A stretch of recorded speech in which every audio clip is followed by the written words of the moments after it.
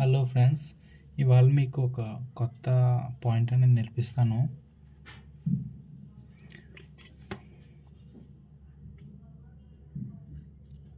ఇది మనకి ఎన్ అవుద్ది. ఎన్ దీన్ని మనం థిక్గా రాస్తే ఇంగ్ అవుద్ది. ఎన్ ఇంగ్.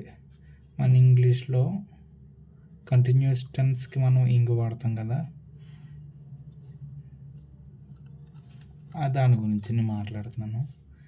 ఇది వచ్చేసి ఎన్. మనం ఇప్పుడు ఒక వర్డ్ తీసుకుంటే మేకింగ్. మేకింగ్ ఎలా రాయొచ్చు మనం షార్ట్ హ్యాండ్లో అంటే, ఎమ్ని మనం ఇలా రాస్తాము, కేని మనం ఇలా రాస్తాము, ఇంగ్ని మనం ఇలా రాస్తాము. సో మనకి ఎమ్ ఉంది, కే ఉంది, ఇంగ్. మనకి ఏం రావాలి? ఇంకా వర్డ్స్ రావాలి. మే కి, ఇవి మనకి వర్డ్స్. ఇవి మేకింగ్, మేకింగ్.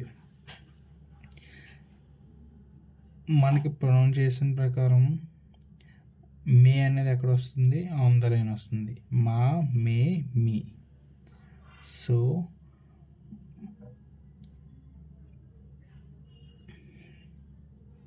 దీన్ని మనం మేకింగ్ అని రాయొచ్చు. స్పీడ్ రైటింగ్లో మనకి ఓవెల్స్ ఉండవు కాబట్టి ఏమని రాస్తాం? మేకింగ్. టైం చూడండి, ఎంతసేపులో రాశాను నేను దీన్ని చూద్దాం. మేకింగ్ చూడండి ఎంత స్పీడ్గా వస్తుంది. మేకింగ్. అలాగే ఫ్రెండ్స్, ఇంకా వేరే వర్డ్స్ కూడా ఉన్నాయి. మనం ఇప్పుడు రన్నింగ్ అనే వర్డ్ చూడొచ్చు.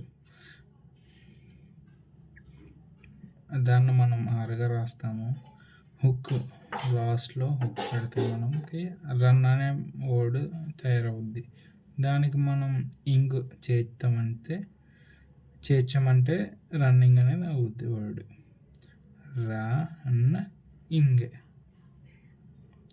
రన్ ఇంగ్, మేక్ ఇంగ్,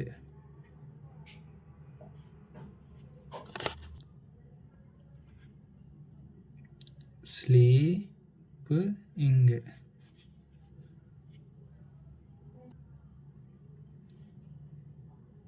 ఫైట్ ఇంగ్. మన ఓవర్ ఫస్ట్ ప్లేస్లో వస్తుంది. ఫైట్ ఇంగ్, ఫైట్ ఇంగ్. ఇంకా మీకు ఏమైనా కన్ఫ్యూజ్ అయిన వర్డ్స్ ఉంటే చెప్పండి ఫ్రెండ్స్, మీకు వాటిని రాసి మీకు హెల్ప్ చేస్తాను. Thank you.